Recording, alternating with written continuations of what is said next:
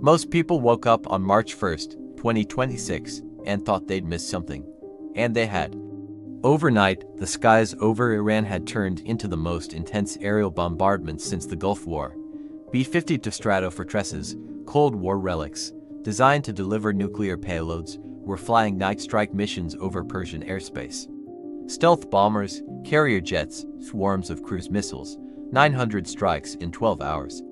And then 6 American airmen died in the dark over Iraq, not from Iranian missiles, not from enemy fire, but from a midair collision between 2 of their own aircraft.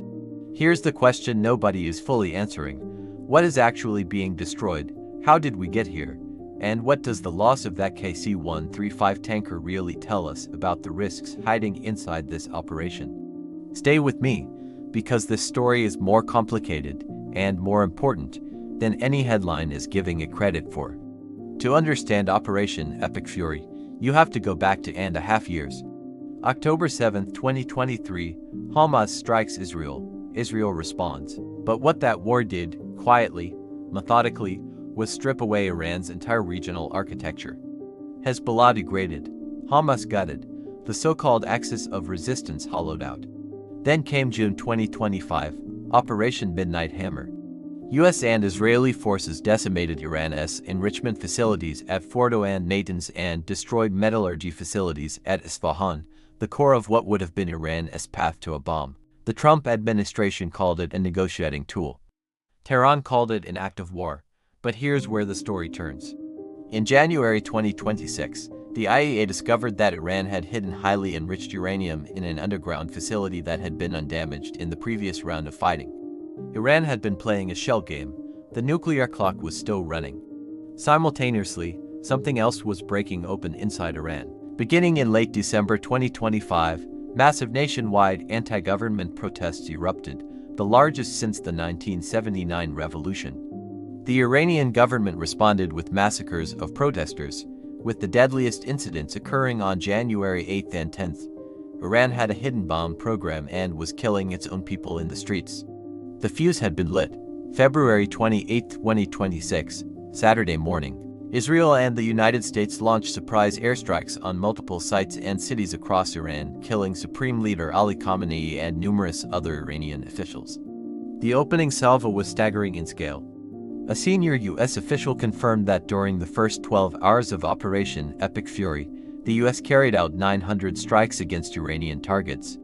The Israeli military confirmed that 200 of its jets hit nearly 500 targets on the first day. What was being targeted? The objectives were explicit: obliterate Iran's ballistic missile arsenal and production capacity, annihilate its navy, sever its support for terrorist proxies, and ensure Iran never acquires a nuclear weapon.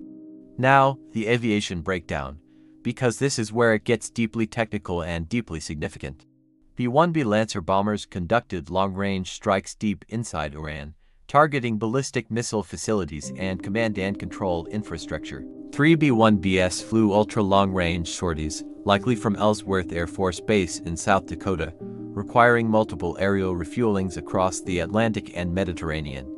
The B-52 Stratofortress, 66 years old, still lethal, was deployed for its sheer payload dominance.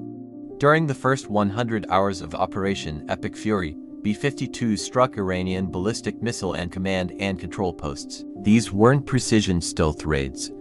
These were hammer blows, designed to flatten infrastructure. F-A-18 Super Hornets from carrier strike groups. F-35s threading through Iran's degraded air defenses. MQ-9 Reapers flying numerous orbits over Iran, gathering intelligence and taking out missile launchers, though Iran managed to down roughly 10 of the armed drones.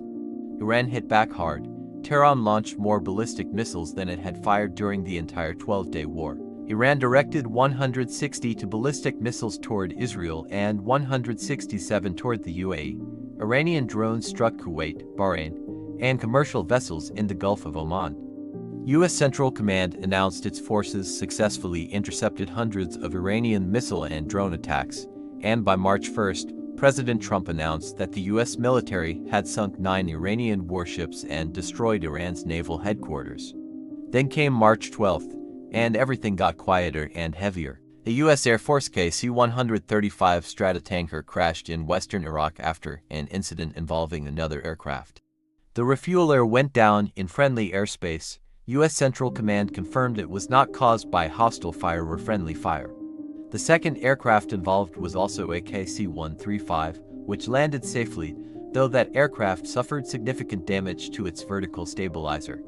The incident is believed to be a midair collision.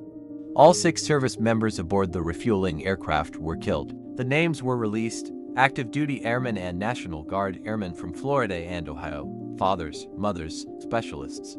People who never fired a weapon in this war. They were the invisible infrastructure of it, keeping the bombers flying. Here's what this exposes. Mobility platforms like the KC-135 have surged to the Middle East to support ongoing operations, providing fuel to get aircraft across the Atlantic or extending time on station for jets striking Iranian targets. The KC-135 constitutes the backbone of the United States air refueling fleet, and the average aircraft is now more than 66 years old. 5 additional KC-135s were damaged on the ground in Saudi Arabia at Prince Sultan Air Base as a result of a recent Iranian missile attack. The tanker fleet isn't just a logistics detail. It is the circulatory system of American air power. And right now, it is both overextended and aging. No matter how precise or devastating, airstrikes alone cannot topple a government, and Iran in 2026 is likely to emerge battered but not broken. The critics raise a harder point. Prior to the June 2025 strikes, the Trump administration had engaged in talks with Iran about limits on its nuclear program. The administration insisted on zero enrichment, without offering any sanctions relief. Negotiations ended with Trump launching attacks intended to eliminate not just Iran's nuclear program, but its government. The structural question, the one no press briefing is answering, is this: destroying missiles and sinking ships creates a power vacuum. Who fills it, and at what cost to the region's equilibrium? 1. This is the most consequential U.S. air campaign in a generation, and it is built on the foundation of aging aircraft. The B-52 is from the Eisenhower era.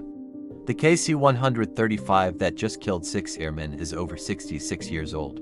The machines are extraordinary, but time has a cost. 2. The stated military objectives: destroying missiles, degrading proxies, preventing nuclear capability, are measurable. The unstated political objective, regime change, is not. Those 2 things are on a collision course. 3. The tanker fleet is the hidden vulnerability of this entire operation. 10 MQ-9 southbound, 5 KC-135s damaged on the ground, 1 destroyed in the air.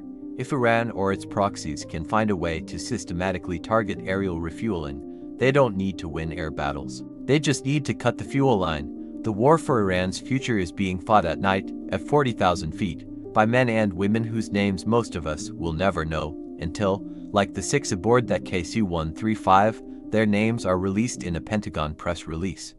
The government is telling you what it's destroying. It is not telling you what it doesn't know. And in a war this complex, those are very different things.